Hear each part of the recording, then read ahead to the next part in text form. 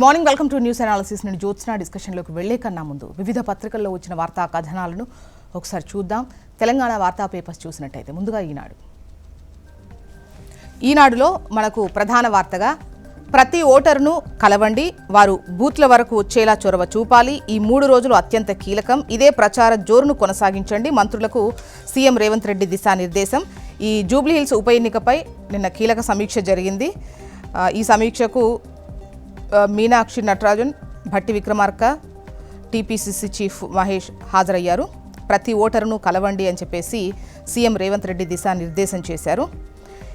ఇక right side కనుక చూసినట్టయితే గస్తీ అన్నారు, గప్చుప్గున్నారు అంటూ రోడ్డు ప్రమాద క్షతగాత్రుల ప్రాణాలు కాపాడే లక్ష్యంతో రాష్ట్రంలో ఏర్పాటు చేయతలపెట్టిన హైవే పెట్రోలింగ్ ఊసు లేకుండా పోయింది. రాష్ట్రంలోని జాతీయ, రాష్ట్ర, ఇతర ప్రధాన రహదారుల్లో నిరంతర గస్తీ వ్యవస్థ ఆరంభించకుండానే ఆగిపోయింది. రోడ్డు ప్రమాదాల నియంత్రణ మొదలుకొని క్షతగాత్రులకు తక్షణ వైద్యం అందించాలనే ఉద్దేశంతో ఈ వ్యవస్థ ఏర్పాటుకు గత ప్రభుత్వ హయాంలో సుమారు 4 ఏళ్ల క్రితం ప్రతిపాదించినప్పటికీ ఇప్పటికీ కార్యరూపం దాల్చకపోవడం గమనార్హం అంటూ 1170 మంది సిబ్బందితో హైవే గస్తీ ఏర్పాటుకు గత ప్రభుత్వం నిర్ణయం తీసుకుంది. ఇప్పటికీ కార్యరూపం దాల్చని ప్రతిపాదన, రోడ్డు ప్రమాద మరణాల నియంత్రణలో నిర్లక్ష్యం వహిస్తున్నారు అంటూ ఈ వార్తనిచ్చారు. ఇక ఉచిత బస్సు తప్ప 6 గ్యారంటీల అమలు ఏది అని అడుగుతున్నారు కిషన్ రెడ్డి. రాష్ట్ర ప్రభుత్వానికి కేంద్ర మంత్రి కిషన్ రెడ్డి సూటి ప్రశ్న. రేవంత్ రెడ్డికి ఇతర వర్గాల గౌరవం అవసరం లేదా అని నిలదీత. ఇక రేవంత్ ఎవరిని కాపాడాలనుకుంటున్నారు? బీఆర్ఎస్ 1,00,000 కోట్ల అవినీతిపై ఎందుకు విచారణ అడగడం లేదు? బోరబండ రోడ్ షోలో కేంద్ర మంత్రి బండి సంజయ్. గోపీనాథ్ మృతిపై విచారణ జరిపించాలని డిమాండ్. కొంటే కారే కొంటాం, మారుతున్న వాహన కొనుగోళ్లు వినియోగ ధోరణి. 2014-15తో పోలిస్తే రాష్ట్రంలో 69.76% కార్ల వృద్ధి. ద్విచక్ర వాహనాల పెరుగుదల 4.56% ఉంది. కొంటే కారే కొంటాం అని వినియోగదారులు ఆలోచిస్తున్నారు అనేదే ఈ వార్త సారాంశం. బీహార్లో రికార్డు స్థాయి పోలింగ్ నమోదైంది. నిన్న తొలి విడత పోలింగ్ జరిగింది కదా, సో 65% పోలింగ్ శాతం నమోదైంది. చెదురుముదురు ఘటనలు మినహా ప్రశాంతంగానే బీహార్ తొలి విడత పోలింగ్ అనేది జరిగింది. కూరగాయల సాగుకు చేయూత, ఎకరానికి 9,600 సబ్సిడీ నేరుగా రైతుల ఖాతాల్లో జమ. ఉద్యాన శాఖకు మంత్రి తుమ్మల ఆదేశం. నెక్స్ట్ ఆంధ్రజ్యోతి. ఈ చీమలతో బతకడం నా వల్ల కాదు, లేఖ రాసి వివాహిత బలవన్మరణం. చిన్నప్పటి నుంచి ఆమెకు చీమలంటే భయం. కౌన్సిలింగ్ ఇప్పిస్తున్నా ఫలితం శూన్యం. సంగారెడ్డి జిల్లా అమీన్పూర్లో ఘటన, చీమల భయంతో ఆత్మహత్య. డ్రగ్స్ ఓవర్ డోస్, యువకుడి మృతి. ఓ స్నేహితుడు 2 యువతులతో కలిసి అపార్ట్మెంట్లో ఉంటున్న యువకుడు లక్డీకాపూల్లో డ్రగ్స్ తెచ్చుకున్నట్టు నిర్ధారణ. అతడి స్నేహితుల్లో 2కి డ్రగ్స్ పాజిటివ్ వచ్చింది. అహ్మద్ అనే వ్యక్తి యువకుడు డ్రగ్ ఓవర్ డోస్ అవ్వడంతో మృతి చెందాడు అనేది ఈ వార్త. సురేష్ రైనా, ధవన్ల ఆస్తులు జప్తు. 2 ఆస్తుల విలువ 11.14 కోట్లు. రైనా మ్యూచువల్ ఫండ్స్ 6.64 కోట్లు. శిఖర్ ధవన్ స్థిరాస్తులు 4.50 కోట్లు. అక్రమ బెట్టింగ్ సైట్ ప్రమోషన్ కేసులో ఈడీ చర్యలు. ఇక ప్రధాన వార్త విషయానికి వస్తే మరో డిప్యూటీ అన్నటువంటి ఒక క్వశ్చన్ను రైజ్ చేస్తూ తెలంగాణలోని బీసీలను తమ ఓటు బ్యాంకుగా మలుచుకునే ప్రయత్నాల్లో ఉన్న కాంగ్రెస్ అధిష్టానం ఆ వర్గానికి చెందిన నేతను డిప్యూటీ సీఎం చేయనుందా? స్థానిక ఎన్నికల తర్వాత మంత్రుల శాఖల్లో సమూల మార్పులు చోటు చేసుకోనున్నాయా? మంత్రివర్గ పునర్వ్యవస్థీకరణకు ఛాన్స్ ఉందా? కొందరు మంత్రుల స్థానే కొత్త ముఖాలకు తీసుకునేటువంటి అవకాశం ఉందా? కాంగ్రెస్ పార్టీ వర్గాల్లో ప్రస్తుతం జోరుగా సాగుతోన్న చర్చ ఇది అంటూ ఈ వార్తనిచ్చారు. ఇక జూబ్లీహిల్స్ ఫలితం ప్రభుత్వంపై రెఫరెండమే. కాంగ్రెస్ ప్రభుత్వ వైఫల్యమే ప్రజల కోపం బయటపడుతోంది. కాంగ్రెస్ ఓడిపోతుందని రేవంత్ భయం. అందుకే ముఖ్యమంత్రి అయి ఉండి గల్లీల్లో తిరుగుతూ ప్రచారం చేస్తున్నారు. అసలు ఇప్పుడున్నది కల్తీ కాంగ్రెస్. బీజేపీతో కలిసి పనిచేస్తోంది. బానిసకే బానిస అన్నట్టు రేవంత్ పరిస్థితి. కిషన్ రెడ్డి, బండి సంజయ్ కలిసి బీజేపీ అభ్యర్థిని బకరా చేస్తారు. కవిత అప్పుడు మా పార్టీలో ఉండేది, ఇప్పుడు కాదు. టీడీపీ సానుభూతి పరుల ఓట్లు బీఆర్ఎస్కే వస్తాయి. బీఆర్ఎస్ మరింత ఎక్కువ మెజారిటీతో గెలుస్తుంది అన్న ధీమా వ్యక్తం చేస్తున్నారు కేటీఆర్. ఇక మేడిగడ్డ బ్యారేజ్పై ఎల్ఎన్టీకి సర్కార్ హెచ్చరిక, వారంలోగా సానుకూలంగా స్పందించకుంటే డిపాజిట్లు పెండింగ్ బిల్లులను జప్తు చేస్తాం, రెవెన్యూ రికవరీ యాక్ట్ అమలు చేస్తామని స్పష్టీకరణ, ఉద్దేశపూర్వకంగానే ఒప్పంద నిబంధన ఉల్లంఘన, డిజైన్ లోపాల సాకుతో పునరుద్ధరణ నుంచి తప్పించుకునేందుకు ఎల్ఎన్టీ ఎత్తుగడ, మరమ్మతులు చేయకుంటే బ్లాక్ లిస్టులోకే వెళ్తుంది అని చెప్పేసి హెచ్చరిక. నెక్స్ట్ నమస్తే తెలంగాణ. బీజేపీకి ఓటు పత్తి రైతుకు చేటు అంటూ తెలంగాణ పత్తి రైతుకు బీజేపీ ద్రోహం, 2 కేంద్ర మంత్రులున్న ఫలితం సున్నా, రాష్ట్రంలో పత్తి రైతు కన్నీటిని తుడవని ఎంపీలు, వంత పాడుతున్న తెలంగాణ కాంగ్రెస్ సర్కారు, పత్తి చేతికొచ్చే దశలో ఓవైపు ప్రకృతి ప్రకోపం, మరోవైపు పట్టించుకోని కేంద్ర రాష్ట్ర ప్రభుత్వాలు, కష్టాల కడలిని ఈదుతున్న తెలంగాణ రైతులు.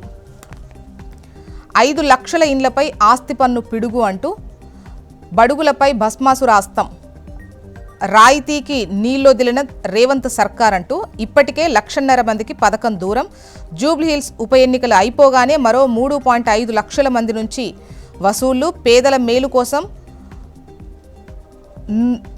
101 రూపాయల రాయితీ పథకాన్ని అమలు చేసిన కేసీఆర్ సర్కార్ 5 లక్షల మందికి 100 కోట్ల లబ్ధి, ఇప్పుడు ఆస్తి పన్ను సవరణ పేరుతో పథకాన్ని ఎత్తేస్తున్న కాంగ్రెస్ ప్రభుత్వం, ముఖ్యమంత్రి రేవంత్కు లేఖలు రాసినా ఫలితం లేదని వాపోతున్న బాధితులు. పొంగులేటిపై సీఎం రాడార్ అంటూ బీహార్కు తెలంగాణ ఇంటెలిజెన్స్ పోలీసులు, పొంగులేటి కదలికల మీద నిరంతర నిఘా, రోజువారీ కార్యకలాపాలపై సమాచారం చేరవేత, పొంగులేటికి 30 నియోజకవర్గాల బాధ్యతలు, రాహుల్ ప్రియాంకతో సన్నిహితంగా మంత్రి, భయంగా ముఖ్యమంత్రి అంటూ ఈ వార్తనిచ్చారు. ఇక ఏపీ వార్తా విశేషాల్లోకి వద్దాం.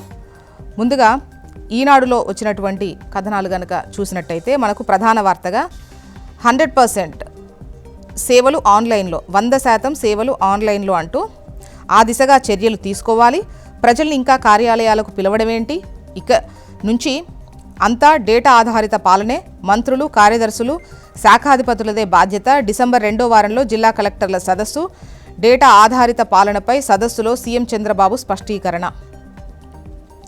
అన్ని ప్రభుత్వ కార్యాలయాల్లో 100% సేవలను ఆన్లైన్లో అందించాల్సిందే అని ముఖ్యమంత్రి చంద్రబాబు స్పష్టం చేసిన విషయాన్ని ఇక్కడ హైలైట్ చేస్తూ కథనాన్ని ఇచ్చారు. ఆన్లైన్ వాట్సాప్ యాప్ల ద్వారా ప్రభుత్వ సేవలు అందుబాటులోకి రావాలి, అంతా ఆన్లైన్ అవుతుంటే ఇంకా ప్రజల్ని కార్యాలయాలకు రమ్మని పిలవడం ఏంటి, ఏ శాఖలోనూ అలాంటి పరిస్థితి ఉండకూడదు అని నిర్దేశించారు సీఎం. కనుల ముందుకు కలల సౌధం అంటూ 8 ఏళ్ల నిరీక్షణకు తెర, పక్కాగా మౌలిక వసతుల కల్పన, వచ్చే ఏడాది మార్చి నాటికి 1.18 లక్షల ఇళ్లు అందించేలా ప్రణాళిక, ఈ నెలలోనే పేదల చేతికి 6,552 టిట్కో గృహాలు అంటూ ఈ వార్తను హైలైట్ చేసింది ఈనాడు. నెక్స్ట్ ఆంధ్రజ్యోతి. ఇక్కడ ప్రధాన వార్తగా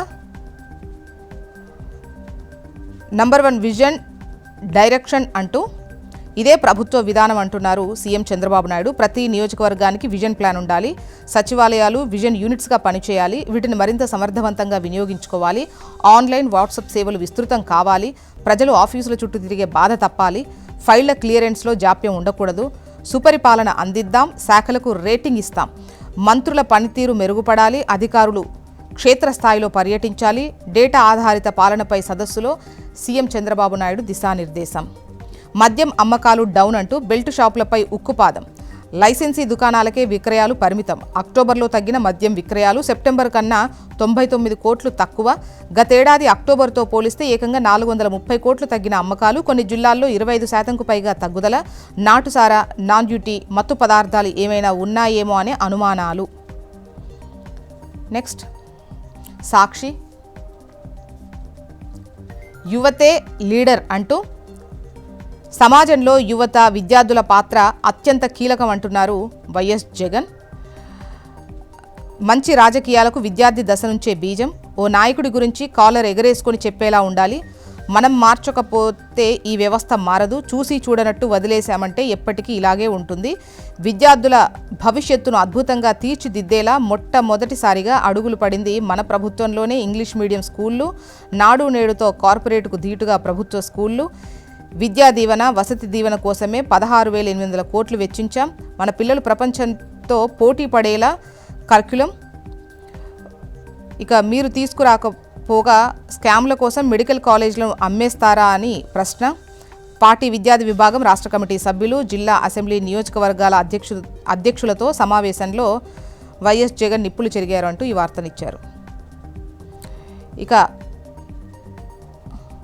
మన ఖాతాలో వేసేద్దాం, గొప్పల కోసం పథకాలు, వ్యవస్థల పేరు మార్పులు, ప్రతి అడుగులోనూ క్రెడిట్ చోరీ చేస్తున్న సీఎం చంద్రబాబు అంటూ పరిపాలనను వికేంద్రీకరిస్తూ గ్రామ వార్డు సచివాలయ వ్యవస్థను తెచ్చిన నాటి సీఎం వైఎస్ జగన్ వాలంటీర్లతో కలిసి ఈ వ్యవస్థ ద్వారా ప్రజల ఇంటి గుమ్మం వద్దకే ప్రభుత్వ సేవలు. అధికారంలోకి వచ్చినప్పటి నుంచి ఈ వ్యవస్థపై బాబు అక్కసు. ఈ క్రమంలో గ్రామ వార్డు సచివాలయాలన్నీ విజన్ యూనిట్స్గా మార్పు. పేరైతే మార్చారు కానీ సచివాలయాలు ఒక విజన్తో పెట్టినవని అంగీకరించారు చంద్రబాబు నాయుడు అంటూ ఈ వార్తనిచ్చారు సాక్షి. మొత్తానికి ఇవి ఇవాళ వివిధ పత్రికల్లో వచ్చినటువంటి వార్తా కథనాలు. ఇప్పుడు ఒక చిన్న బ్రేక్ తీసుకుందాం. బ్రేక్ తర్వాత డిస్కషన్లోకి వెళ్దాం. Stay tune.